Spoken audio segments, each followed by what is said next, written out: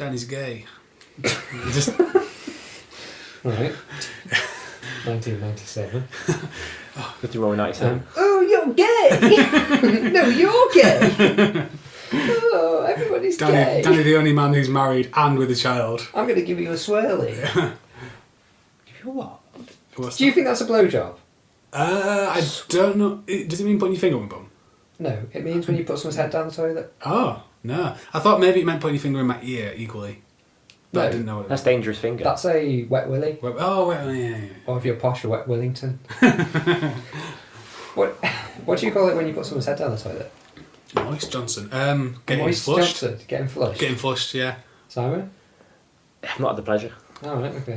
What do you call it when you lick your finger and then you put it in your ear? Someone else's? Dangerous finger. A dangerous finger? Oh, wow. Is that what you call it? Dangerous Well, really? finger. What? Yeah, I have dangerous fingers at home, but that's for something else. They're all attached to the wife's hands. Podcast. You're listening to a podcast. You're listening to some really cool guys. You're listening to a podcast. Find out what's next. Hello. Hello. Welcome. Hello. It's like Prophet's song, isn't it? Like echoes. What? Like, you know, the echoes in Prophet's song. The what? Echo. Oh, fuck you, man. You did this to me last week as well, didn't you? People, can you hear me? People can hear me. No. You're John Deaconing out of it, aren't you? I will not be part of your monkey games. Wow. Play the game. So, welcome to 1001 Albums and Then Death. This week, episode 6, I believe. Yes. We'll be reviewing 3 albums: Queen's A Night at the Opera, Sepultura's Arise. Arisen? What? It's Arise? Roots. No, it's not Roots. This could be a really awkward Oh, podcast. Did you do you're kidding me. Roots? I did Roots, yeah. Although they're just essentially the same. I mean, it's 2 different albums. Roots is later. Yeah, but aren't they just the same? It's definitely Arise. I did say in the emails Roots. Really? Yeah. No, you definitely said Rise. You definitely said Arise. Did I? Yes. Oh, god damn it. So far, so... This week we might be reviewing 2.5 albums. Right, so this week we're going to review Queen Night at the Opera, Sepultura Arise / Roots. Yes, for that. And Mylo. Destroy rock and roll. Destroy Rock and Roll. Yes. We're going to start first with Queen Night at the Opera. Shopping into the shops. I wanted some falafel and potatoes for my lunch. A trolley had a sticky wheel. I nearly crashed into a small child. But lunchtime, time to eat my lunch. So, Queen Night at the Opera, 4th studio album of a British rock band. Queen released in November 1975. It was their make or break 4th album after the 3 semi-successful Queen 1, Queen 2 and Sheer Heart Attack, all fairly commercially successful and led to well-received concert tours.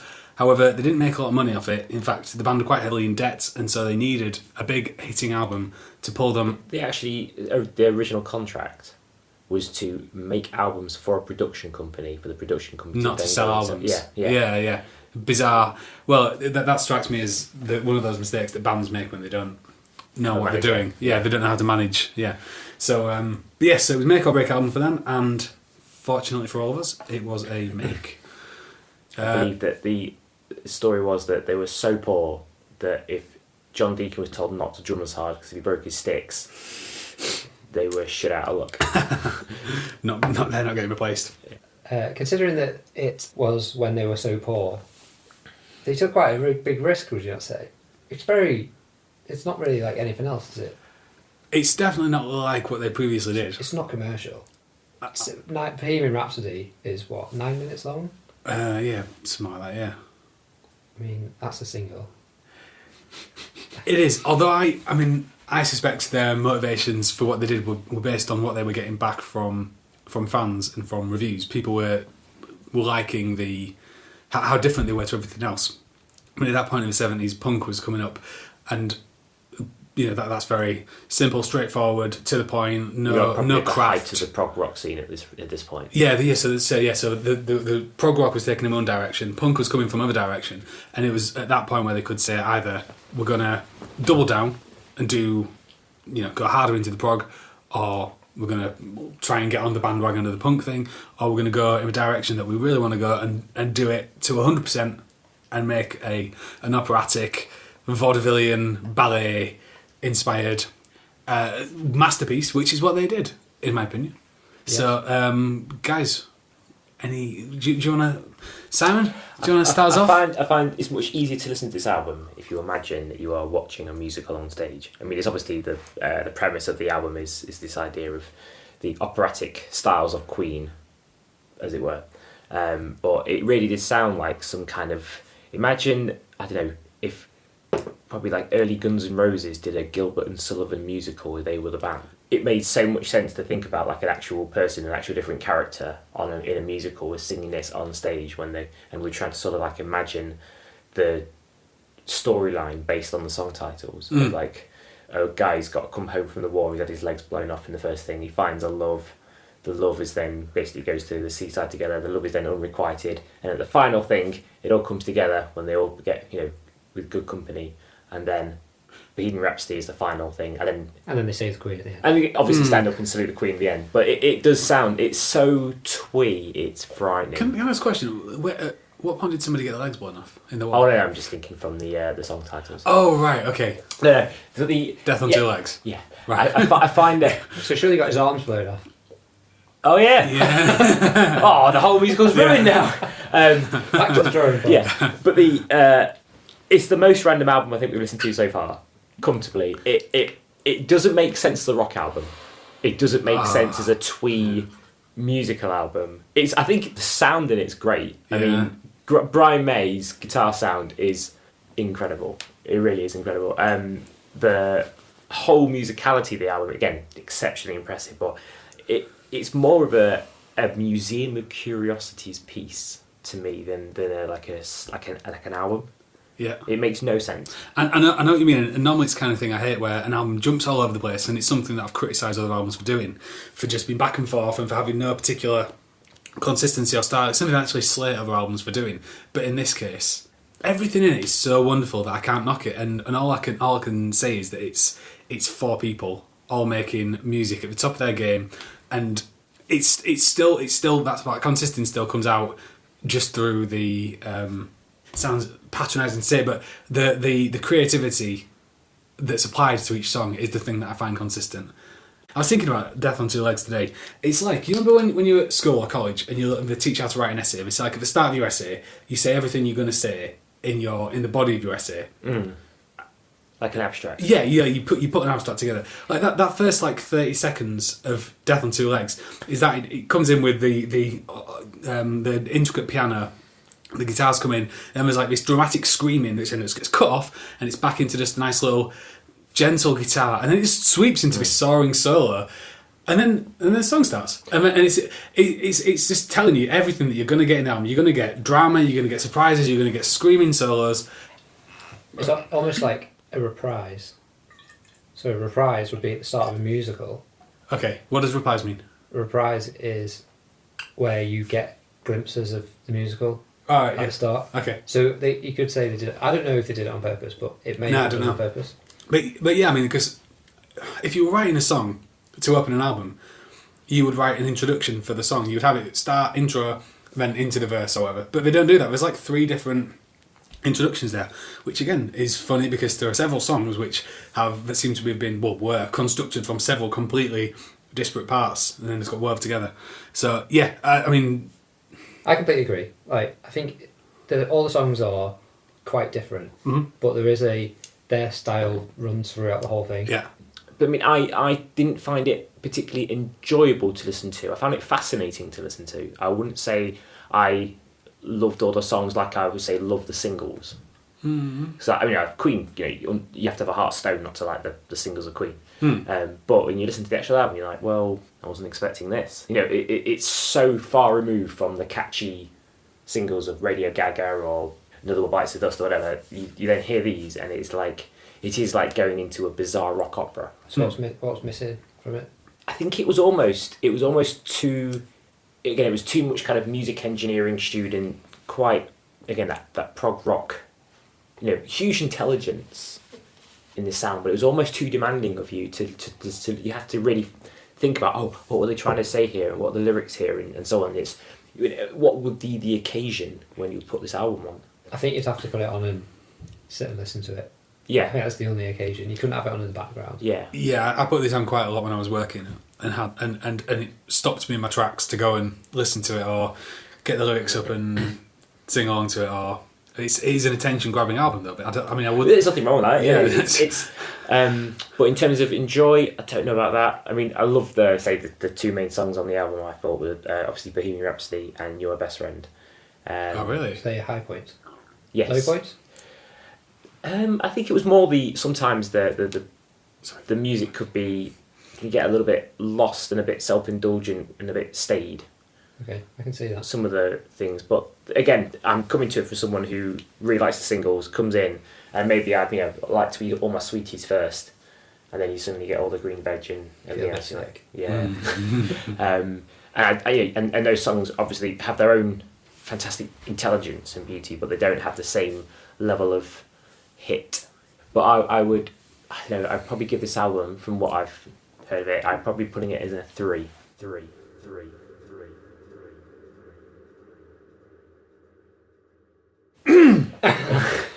My God! I'm so sorry that we're in my living room, because I would have done a spit take and I was taking a drink for my beer, and I would have, if it were anywhere else, I would have spat my drink. But again, everywhere. it's not a bad album or anything. So sorry, there's a bad album, but it's a good album. But it's just maybe not my cup of tea, and I recognise there is inherent musical genius in it, but it's not necessarily for me. Have you ever seen American History X? Yes. Right, there's a scene in it where some guy gets his teeth knocked out on a curve. Oof, yeah. That could well happen to you if you say that in long circles. But yeah, no. So go if I can jump Please back into don't the go album. this one by one. No. Because there'll be a divine intervention. Okay. In that case, song of the album. Song of the album. Or 2 or 3 songs of the album, because it is One song of the album. What was it? Prophet Song. Prophet Song. Prophet Song for me is one of the greatest rock and roll songs ever. Brian May apparently got very sick and had a fever dream about an apocalypse, and wrote a song about the God wiping out life on Earth, and a prophet warning. So you could take it to be like Do you ever think Brian May smiled or did anything fun? Yeah, definitely. I think he's a great guy, but I mean, he took a difficult Not that I'm hating topic. on Brian May, but he never seems to be particularly energetic or fun in any degree that Freddie Mercury was.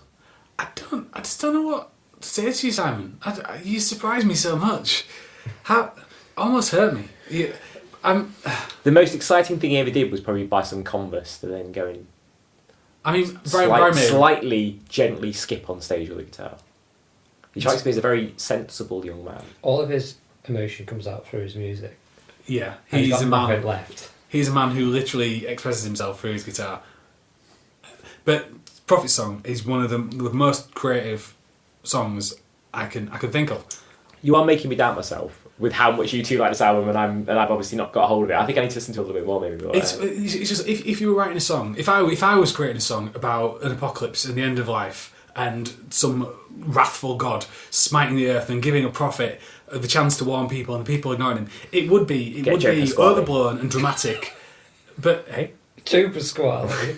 but this it's just done with drama, and then you go there's that long Yeah. vocal harmonies. section which I absolutely love. And I don't know if I watched a couple of documentaries on YouTube where they had the band and one of the guys who produced, like one of the studio guys who worked on the album, talking about how they did that section. And of course now it would just be done with a delay machine or whatever, some kind of computer effect. But at the time they didn't want to just double track. Freddie wanted to actually sing and harmonise with himself, so they got those. The way they recorded back then. You had a tape machine, and it spools out tape, and the recorder head records whatever is being performed at that time. Puts it onto the second one, and there's your record. They jerry-rigged it so as he sang something, instead of going onto the second spool, it fed itself to a different machine which was set to play, so it would play back to his earphones, so then he could harmonise with himself. And then that one fed to a third machine which played it again, which is why we have the 3 repeats, but it was done in a totally different way, so it's not just Freddie creating different vocal harmonies and it was all put together in post-production or however you would think it was done. He literally sang live against himself. I mean, I love that level of hacking, getting the technology and then using it the wrong way to create a unique result that I suspect no one had done before. Maybe other people had done something similar, but yeah, to give you the opportunity to express yourself in a way that would not otherwise be available to you. I fucking love that. Never in 100 years would I press fast forward or skip past that song. Absolutely fascinating. And then when it comes back and the guitars come in, it's so heavy because it's just been a cappella for all that time, and there's just this long drifting loneliness, and that guitar comes in, it just destroys. Like it's the heaviest thing I've heard this week. That's quite a statement considering Sepultura is also on the list. Well, I listened to a different Sepultura album you did, so maybe that explains that. Well, to take a different slant on this song, this particular song, because my mum, I remember when I got this album, I was still living with my mum. I must have been 16, 17. And my mum does not like Queen because she doesn't like Freddie Mercury. Why? So I put this song on. I don't know. Homophobic? Racist? Racist? Well, no, I don't think it's either of those things. I think it's more like, well, it's for this reason, because I put that song on because I was like, she will never have heard this song before. Just put it in the CD player in the car and skipped it straight to that song and played it through. And I don't think she really knew who it was until that vocal section came in, and she was like, I hate Queen, and this is why. Because he loves himself too much. Oh, no. Because, and I can kind of see it on that song. I really love this song. It's not the highest point of the album for me. Okay. But this is just, it's really just like self-indulgent for Freddie Mercury. He just loves himself so much that he needs 3 or 4 of himself. But don't you want that from a frontman? Yeah, you do. I want that from any frontman. In terms of another perspective, my mum hates Freddie Mercury. I think she's loves wrong. himself too much. She's definitely wrong. Like I agree that people who Sorry, Danny's wrong. Many people out there who love themselves and are wrong to love themselves because they're just self-indulgent assholes. But Freddie Mercury is one of the greatest men who've ever lived, and so you can't love yourself too much if you're Freddie Mercury, or maybe you can. But in terms of, or can you? You can't be Freddie Mercury unless you love yourself too much. Well, I mean, yeah, he was a unique character, and he achieved so much in his musical career. Arguably, greatest frontman of all time. I could say that. Definitely would be on the list of top 3. I can't name the other 2 right now, but yeah. So that's your top. That's your highlight of the album. I mean, it's one of them. But that's the one you gravitate. That's the one I picked out because I thought. Well, actually, I thought you didn't like that song. So, because when we mentioned this album last week, you said, "Oh, is that the one where he goes?" Yeah, exactly. But having listened to it or again, something like that. Having listened to it again this week, I've changed my mind. Yeah, good. Because it's just there's some of the harmonies on it. It's just incredible. And the what do you call it when one song moves into another one? Oh, the transition. Transition, yes. Oh, into Love of My Life. Fucking hell! My God. How do you transition from that to that? That's so good. And it's Brian May's like sort of like even classical acoustic guitar work. Oh, it's really good. Like, but that leads me on to my highlight of the album. Yeah, correct. Love of My Life. Also, a fucking highlight of the album. That is maybe one of the most beautiful songs that have ever been written. Agree. I mean, I just want to go see Brian May perform. I know he performs that one live. I would travel to Brian May just to see him play that song. Every time I listen to it, it moves me. Absolutely. It's moving me now listening to you say the name of the song. Yeah. I'm tearing up. It's fucking beautiful. It's so... Simon, surely that it was a good song. You say it has like a certain tenderness. He's like, there are a few people... Tenderness. Oh my certain God. tenderness. It's gushing. It's literally. I'm trying to keep the emotion pressed down and keep it. Don't press it out. Let it out. Let it all out. But yeah, he has. There are a few people who can hit the absolute highlights of like almost someone who can grab a small broomstick with a microphone on and jump around Live Aid, and then suddenly completely change the scene in 5 seconds to then have this really tender moment. It's like it's quite that's what makes him such a good frontman. And there's no titting about on that song. It's just There are little. He He is not a man known for tits. No, but he sings what is just necessary. Fat bottoms, no tits. No, fat bums, no tits. But yeah, amazing song, absolutely amazing. Yeah. So Simon, you've already said you gave it a 3. I'd say I give it a 3 because I think it is a very respectable album. But I would go as far to say I would like to give it a 3.5 to recommend it to other people to see. This is what some iconic British music is like. But I'm not allowed to give it a 3.5 by my own score system, so I'm going to have to stick with a 3. Oh Okay. my goodness. And Chris, I suspect it's a 5. It's a fucking 5, absolutely. Yeah, and it's 5 for me as well. Oh. It's an amazing album.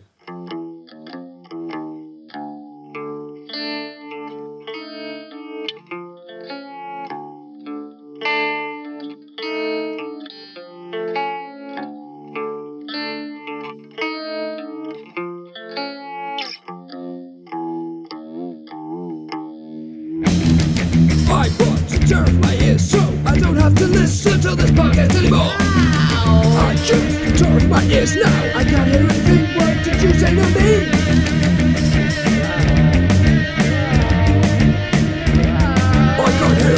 I can't hear anything anymore.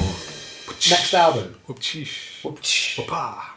is Sepultura, Arise. Sepultura Roots. Roots, because Chris listened to the wrong album. Well, I sent an email out saying we're listening to Sepultura Roots. You should have and spent more nobody time got at to presenting Roots. school. Is Roots even on the list? It is, yes. Roots and Arise are both on the Alright, list. okay, so we're doing a double whammy here. So we're doing 4 albums today. Wow! 4 albums. That's better than 2.5. Take that, put that in your moneymaker. Yeah, and burn it. Yes. Hey, shake, man. So, I'll talk about Arise and you Okay. can talk about Roots. Fine, yeah. Have you So- listened to Roots? I've listened to Roots, but I haven't listened to it this week, so I'm Okay. not very up to date. It was Right. a long time ago. So, Arise, written in 1990, released in 1991. The band was starting to become bigger in the metal scene. The last album sort of put them on the map. And they are a Brazilian metal band, particularly thrash metal. So they're doing that they're sort of like coming up the same routes as Slayer, Metallica at the time, Megadeth. That type of band, that type of sound as well. But the thing that really separates them from the rest of the metal bands of the time is their Latin-based grooves, and that's something that started to come through on this album. Wasn't necessarily at its best in this album, but it certainly was at start. And I imagine that's why this album's been put on the list, because it's really like it's almost like Bitches Brew insofar as it starts that fusion type thing into the genre of metal, taking the Latin American rhythms and putting them into metal music. I'd say they don't do it as well as other bands. So the first thing that came into my head when I heard this album was System of a Down, Yeah. and they nailed it. System Taking of a Down Armenian nailed influences, it, yeah. yes, into metal. And And fucking incorporating it. yeah, and it's so evident, and they really they just ran with it, and it's an absolutely fantastic sound. Yeah. Sepultura Arise, not quite there yet, Yeah. I would say. I know, Chris, you're a metal fan, Yeah. and I'm a metal fan, but Simon, I'd be interested to know what you thought of this as a non-metal fan. Well, I think you'll find I'm a big metal fan. Steel, tin, aluminium. I'm much more of a Metallica type metal fan, and probably Metallica is about as heavy as I'll go. So my comment of this album was it was definitely the drummer deserves a pay rise. Whatever happens, the drummer is immense. Yeah. And I can recognise he is fantastic. But again, going beyond it, each of them are clearly incredibly talented musicians. But as an end product, it just doesn't have that shine through that the Black Album had or something like that. It doesn't speak to me in the same way with like killer riffs, and there's something really... Do you know if you... Right, okay, here's a better analogy. Do you like action films? Of course. Do you like fight scenes in action films? Oh, Do you God, like Bruce Lee going down the temple floor, taking out bad guys with roundhouse kicks, and suddenly you see like some guys with some machine guns as he like runs and dive rolls and things like this, and it's just like a really action-packed scene with like a little bit of this, a little bit of that, etc. You've lost me. Of course. I'm joking. Yeah, of course I do. Do you like seeing the end scene with like the big boss and there's like a bit of a build up and there's tension, he's creeping around the hall of mirrors and suddenly right. Wah! You know. Yeah. Now Good one. imagine Good ki. imagine a film where every single fight scene was just literally a machine gun just spraying bullets with a bass microphone next to it for the entire film, no matter what the fight scene was, with no kung fu kicks, with no big boss. This is what this album was. It was just 100% like listening to a machine gun, maybe with like a 10-second pause before the song with a little bit of interlude and then the machine gun. There was no dynamism, there was no up and down small sections of this, that. It was just full throttle all the way. Yeah, I can see your point on that. I can see your point. It lacks dynamic variation, I think, for the most part, and it is quite balls to the wall. And well, to be fair, the album's praised for how restrained they were at the time, because thrash metal was all about speed. Yeah. It was all about. But now compare that to Metallica, where there is an immense orchestration. Well, with you're talking about Metallica, the Black Album. Yeah. We're not talking about Metallica, Master of Puppets. We're not talking about. Even Metallica, Master of Puppets Ride has the got Lightning. quite Rather Lightning's a bit different, but So Master of Puppets has still got a little bit of that. Think of the song Battery. That's just like how fast can you play? Yeah, but then listen to something like Orion. I mean, I know it's a bit different, but I think the thrash scene at the time was still figuring out what it was trying to do. And when Metallica did the Black Album, it wasn't thrash anymore. It was something else. It was better. So, well, yeah, I agree. It's more musical, but So so here's the question then: is this trying to be music? I think it's trying to be an emotional outlet, almost like Junkyard was an emotional outlet. But Junkyard was a pile of shit, as we all agree. I would say this was a better version of that. I feel like your criticism of Machine Gun going off and 90 minutes with a bass drum next to it, that kind of is what people who don't often listen to and enjoy metal would say about most metal. But I would counter that by saying I do think this album, if you asked it's just noise. If you asked an industrial Google machine, maths computer, to create a metal album, it would have come out with something like this, because it's incredibly intricate with a lot of like the double bassing and concentric circles and all kinds of stuff on what's going on, but it still has no almost musicalness to it. It just has an incredible and you can hear that there is an attempt to put this into some sort of musicality, but they seem to fail at that by just going and it has there's no riff, there's no anything. It's just 100%. Okay, how the counter to that is that there are people who definitely like that thing. Yeah. And they are entirely tuned. Their musical awareness is entirely tuned towards picking out the riffs and the rhythms and the vocals where they are decipherable. And that is what they look for, and that's what gets them going. And when they listen to stuff that is more musical and is more Black Album, they find it slow and plodding and unchallenging. I'm not entirely one of those people. I don't like... My big gripe is always vocals. I'm a big... vocals are always the thing that I look for in albums. I've never liked growled vocals.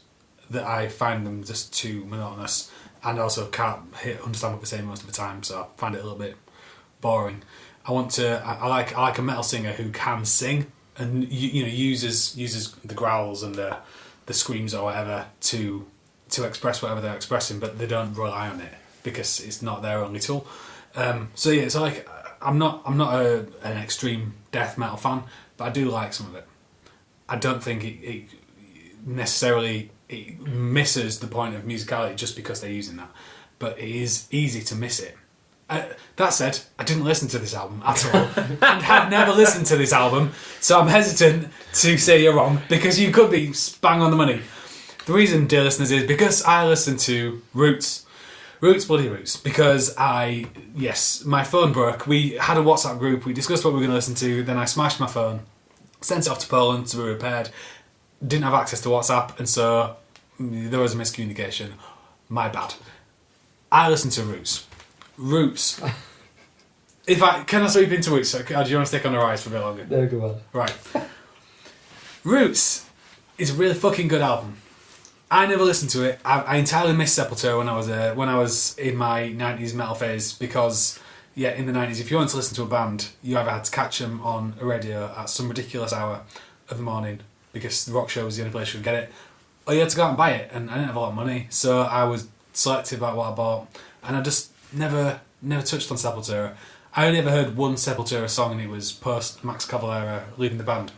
It was Sepul Nation, I think it was called. Interesting fact about Sepultura. Oh yeah. Currently, they're still going. They released an album last year. None of the band. None of the band are original members. Yeah, I think that's awesome. Yeah. So is it the Mary Rose, that thing? I think so. Yeah. Where you like replace all the timbers. It's still the Mary Rose. Yeah. Yeah. I suppose pretty cool. I don't know.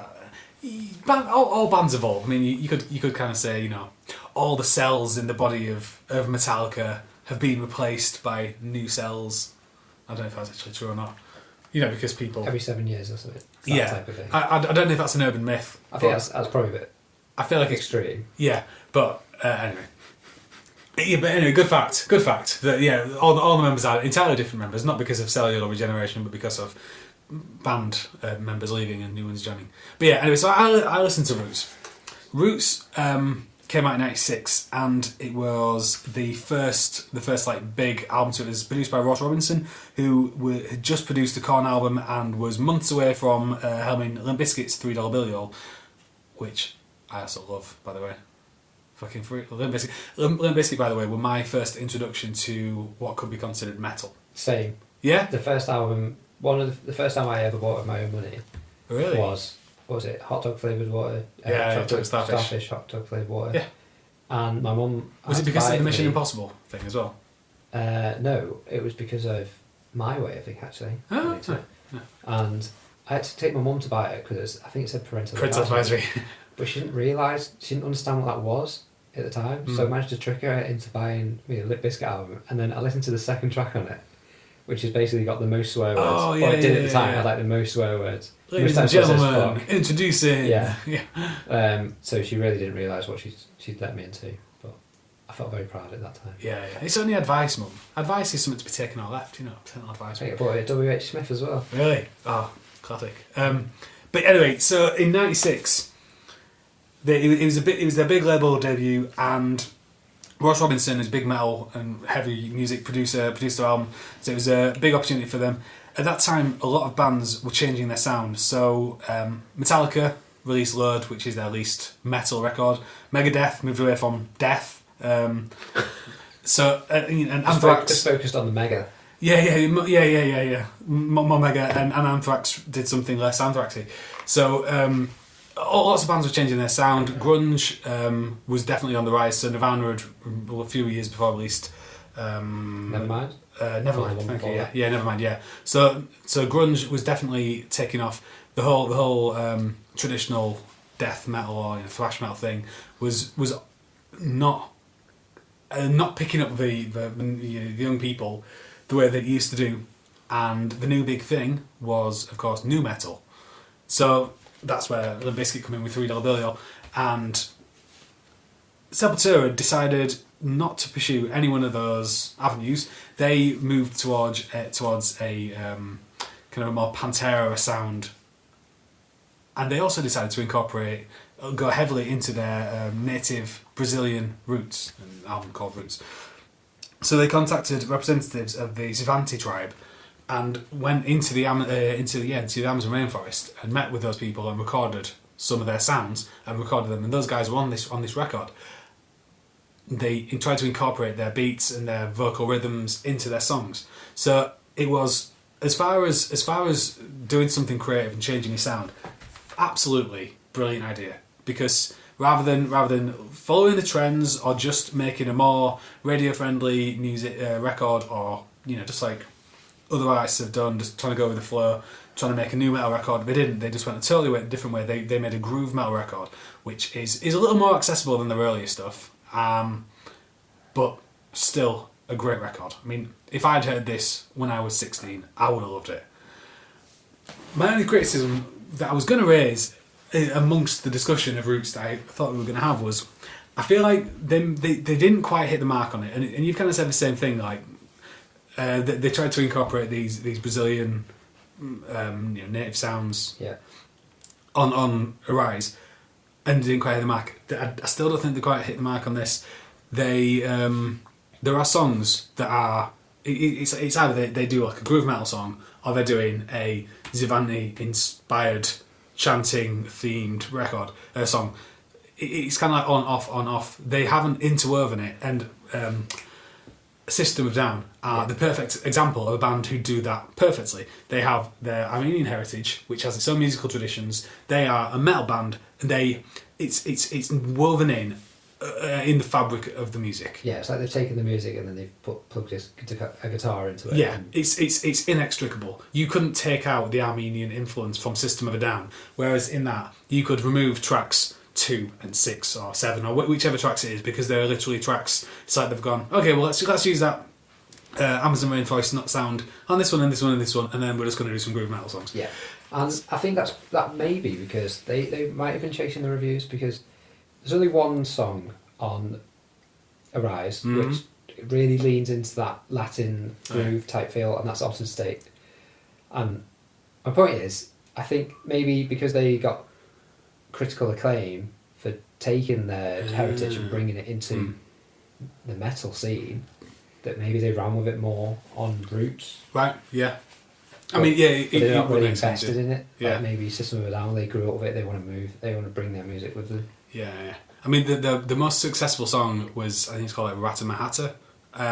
It's like tracks 4, 5, 6. That's very. It feels very Spanish inspired. You know, like the kind of the Latino inspired rather than Xavante native tribe inspired. And that's probably one of the best songs, or one of the most catchy songs, memorable songs on the album. So yeah, so I feel like they've made an effort with it, but they haven't committed to it. It's a good album, but I'd probably make it a 4. I mean, as far as metal albums go, I enjoyed it. So you give Roots as a 4? Yeah, we'll leave it a 3 or 4. 4's quite high. It is. No, I'm gonna get a 3, because it's nice to be Simon giving A Night at the Opera a 3. It's just changed. Shattered shattered the floor between. No, yeah, I guess I call it a 3. It's a loving 3. Yeah, it's a good 3. It's big. I guess it's going to be like last week, where you took about 15 minutes to decide what score you were going to give it. Possibly, yeah. Is that where you're going to fast forward me again?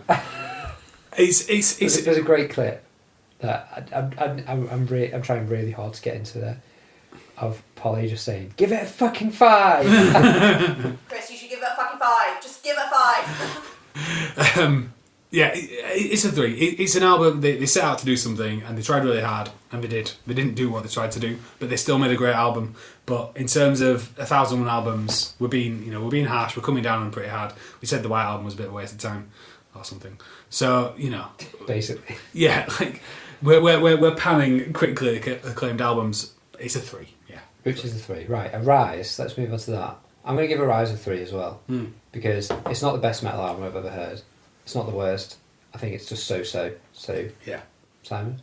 2. 2. I'd say that makes sense. Because the drummer saved the album, but everything else about the album I thought was just F grade.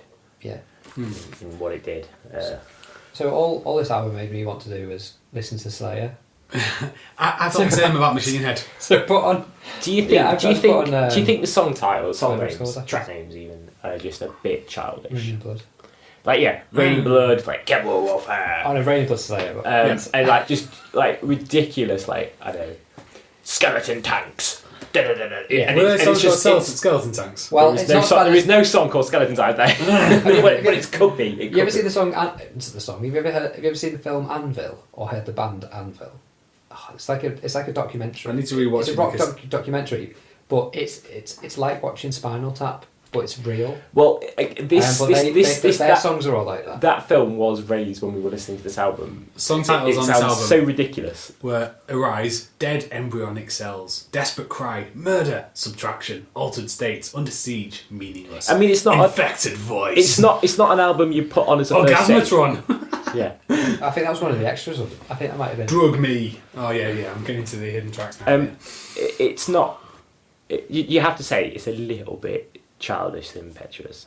Yeah. At least, like say, Metallica brought a little bit of orchestration to it, whereas I feel that this is just like some metal kid in the garage somewhere. Again, though. let's just call it this. And then... Again though, Metallica were doing that. That was the Metallica. Like the Sepultura sound is the Metallica sound. From, it is, but with like 5 years ago. but 5 years before with this. Album any was joy done. sucked out. And also, I feel like to compare metal albums to Metallica is just a bit. It's like trying to compare all pop music to like the Beatles. Like Metallica were doing a different thing. They were on the let's bring metal to the masses commercial success route. And they sold out. Yeah. If you think about the shit that they pumped out after the Black Album, they weren't on the same wavelength. Of this, am I really inconveniently here saying I quite like Load? Oh my god! Well, I mean, Load is the album that came out at the same time as Roots, which was the least metal album Metallica. You know, like the non-metal album that Metallica did, and it's like. Well, I thought he made some good tunes on it. Yeah, I mean, even the Black Album. To be honest, I listen to that sometimes and I get a bit bored. Like it's a bit plodding sometimes. I agree with that. Yeah, I mean, it's not the best album ever made. If the opening track on it, I skip through. Dun, Is that just because you've heard it so many times? What is that song? Is it Enter Sandman? Yeah, like, I get bored with it. Like, I mean, I've listened to it and I've enjoyed it, but I turn it off. Like, And it was obviously the second song you ever learned on the guitar. Yeah, of course. Actually, I would never turn off Nothing Nothing Else Matters, because Nothing Else Matters is one of the greatest metal ballads ever written. But okay, so I think we're all in agreement. It wasn't a great album. Black Album. Yeah, the Black Album. Actually, Black Album. Give it. We're reviewing that as well, yeah. No, so we reviewed Roots and Arise, and we're sort of landed on 2/3. Yeah. So I think there you go. You got double whammy there, listeners. Yeah. Buy one get one free. Yeah. Boom.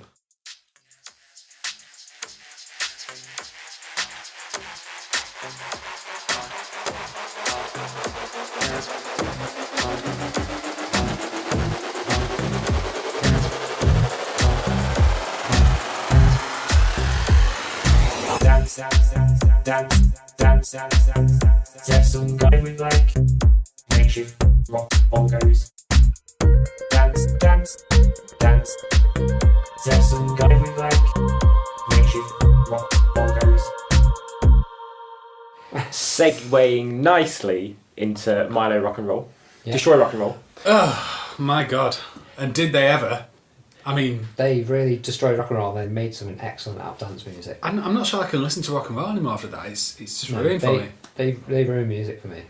No, they got destroyed by they rock and ruined roll. their album. He got destroyed by rock and roll. So, Destroy Rock and Roll was what? created by ex-BBC journalist. And Is he really? He's an ex-BBC journalist. In his bedroom. Literally recorded in a bedroom. And wow, so impressive.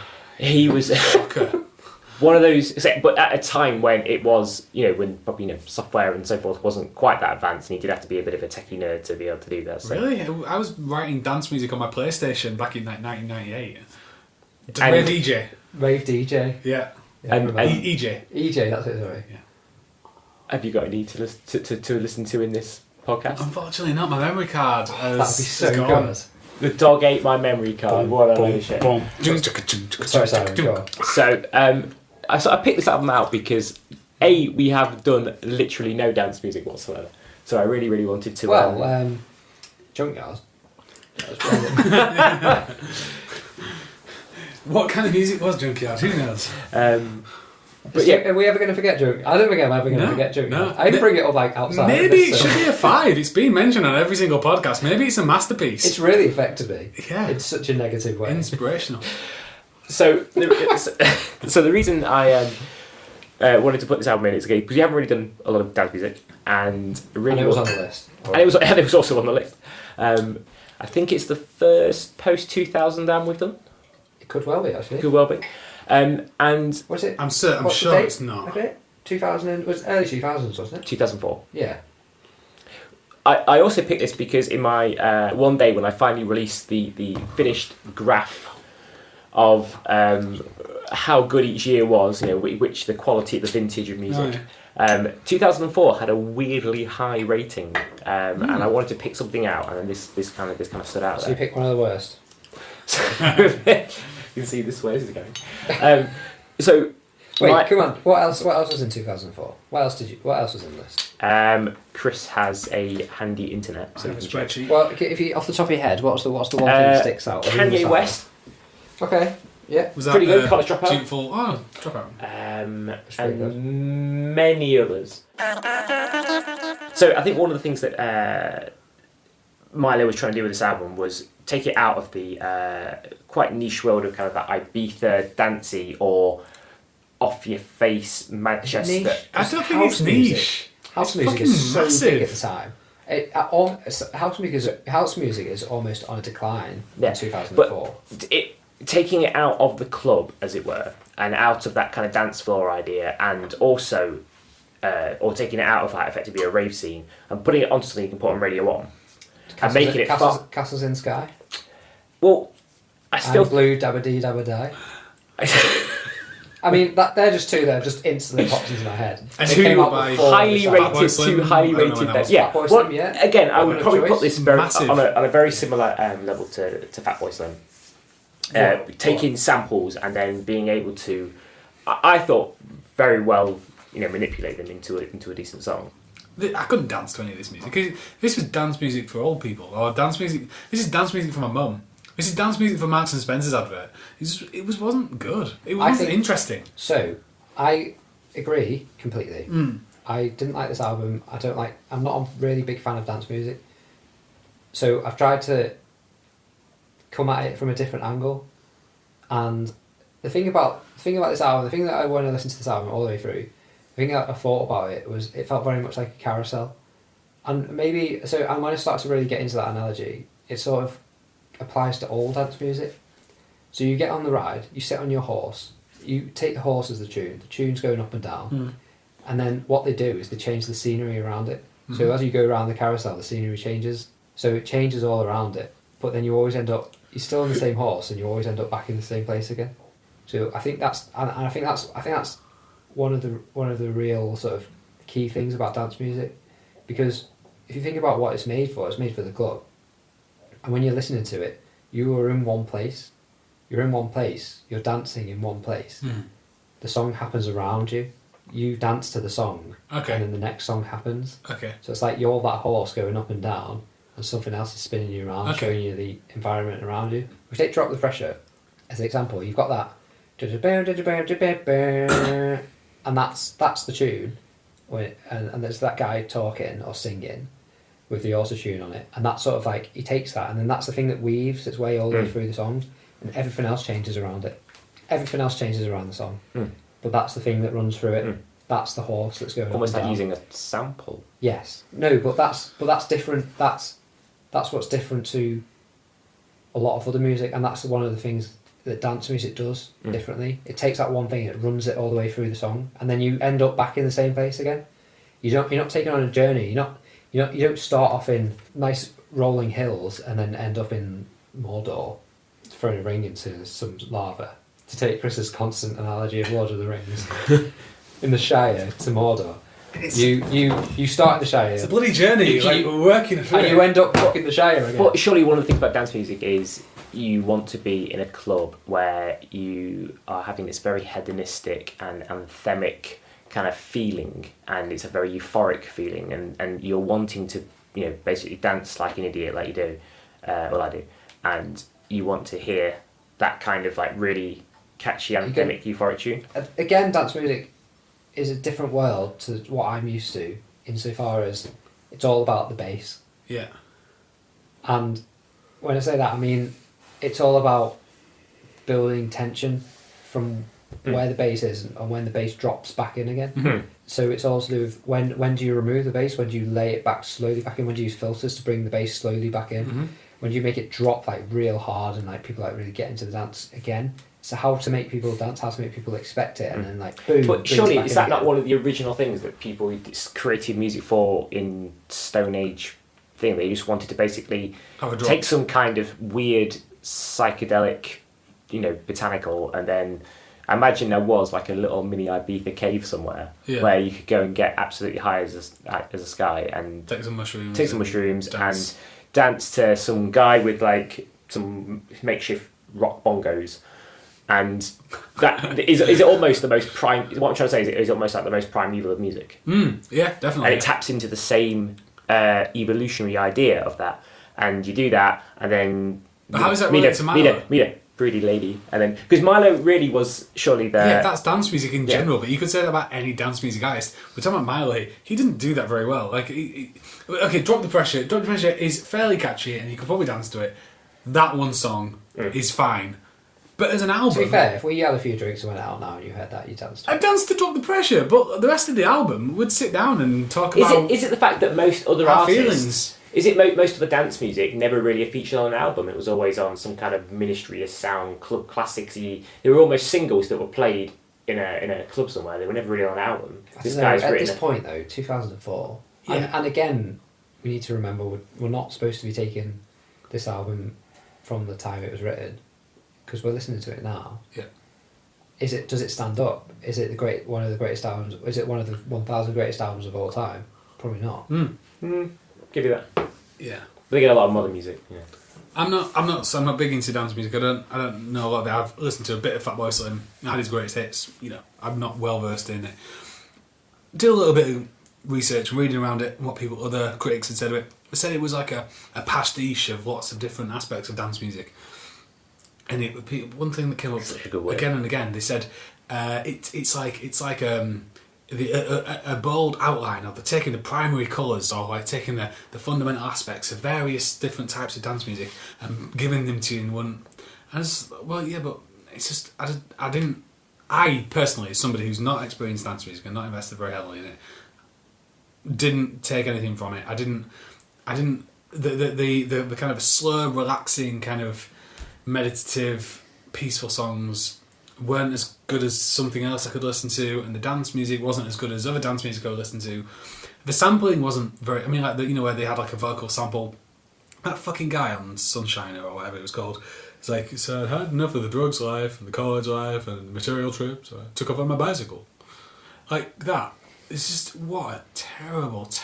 It's like you'd asked, like, me at 14 playing Ray VJ, and I've got a sample and put it in, and I don't know what I'm doing. I mean, I'm not at all against songs or bands that use samples. One of my all-time favourite bands ever heavily use samples, and they use them quite heavily, so like quite brutally as well. It's not, like little snippets here woven together. These, quite big, bold samples. But it feels relevant to the song, and it's used... Which band? Oh, Fight Like Apes. They're a tiny little band that broke up because they didn't make enough money. I thought you were going to say the Avalanches. Oh no, but I do like them. But no. Fight Like Apes, by the way. If anyone is listening, or if you guys want to listen to a band, listener, yeah. Fight Like Apes, they broke up about 2 years ago. But they released 3 great albums, all great albums, and they use they just take spoken passages from like 60s science fiction movies. Like someone talking about like some alien race coming to destroy the planet or various things, and just stick them in the songs. And at first it feels arbitrary, but then when I've listened to it a couple of times, like it somehow makes sense within the context of the song. And even if it doesn't make sense, it's cool because it's some random 1960s science fiction movie. But yeah, they're one of my all-time favourite bands. But yeah, they split up a couple of years ago. They're fucking awesome. So Mylo, just boring. I just didn't do anything for me. Why is it on the list? There's better. I'm sure I don't know much dance music, but surely there's better albums out there that they could have picked. Simon, I agree with that. I think it's fine. I wouldn't listen to it again, but it didn't offend me. This is one of those albums I listen to and just like, do you know what? I do quite like some dance music, and this has been, there's a constructive nature to the album, I think, and it goes through quite there is a bit of dynamism there. You've got everything from quite slow, kind of like almost atmospheric, kind of almost style bar type music, going through to something quite dance floor filler type thing. And I think it's got a little bit of everything there. And I felt that of the tracks on there, there's a lot of it's pretty catchy, good rhythms, and I would give it a 4. I thought when I was listening to it, I struggled with the first few, and then Drop the Pressure came in, and I was like, okay, I recognise this song, and I think maybe that made me think, oh, okay, mate, I quite like this song. It's quite alright. And then in My Arms, next one, I was like, yeah, okay, it's alright. And then the rest of it sort of was fine. I thought Ricky was going to be really good. I thought Ricky, as soon as I heard the introduction to Ricky, I thought, okay, maybe this is the reason why this album's on the list, because this is cool. The way that it used that sample was really interesting at the start of the song, and then the rest of the song was shit. The album really, I tried, I gave it a few goes, just did nothing for me. I wouldn't recommend it to anyone, so I'd probably give it a 2. I agree. I'm giving it the worst possible score you can give on this podcast, which is a 2. Because a 1 will always be talked about. The 1 is Junkyard. Yeah. That you reference and you say, fuck me. Or a 5, which you say, my God. But a 2, it's irrelevant.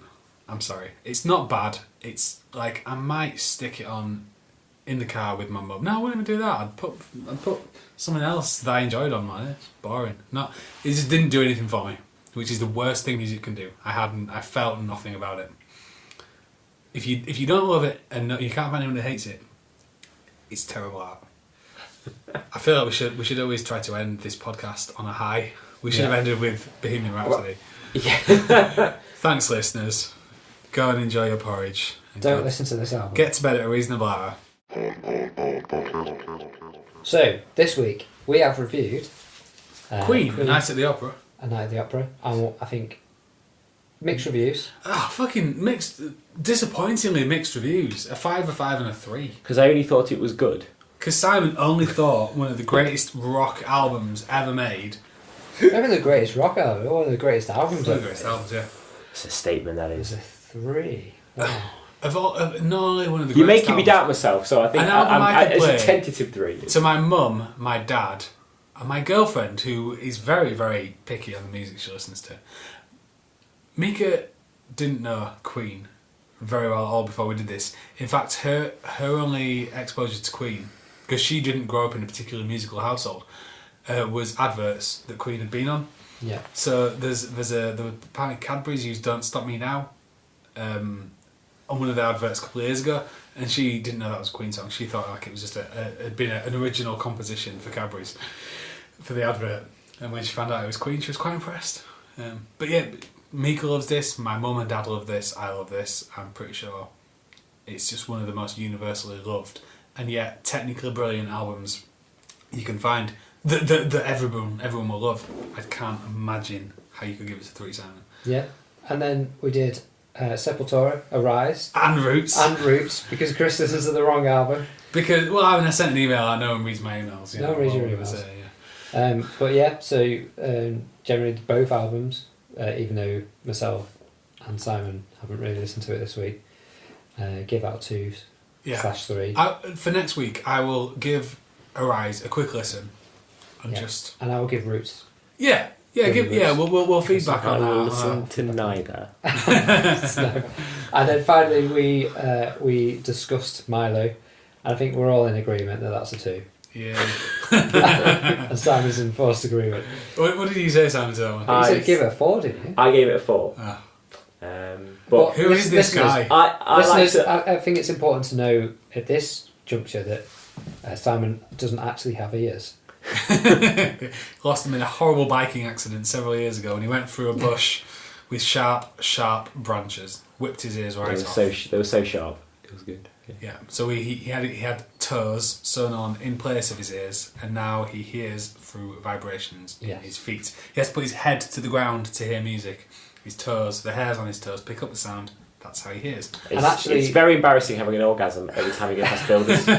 Very disturbing. Actually, the bush was so sharp that the doctors almost considered renaming him Sean Bean.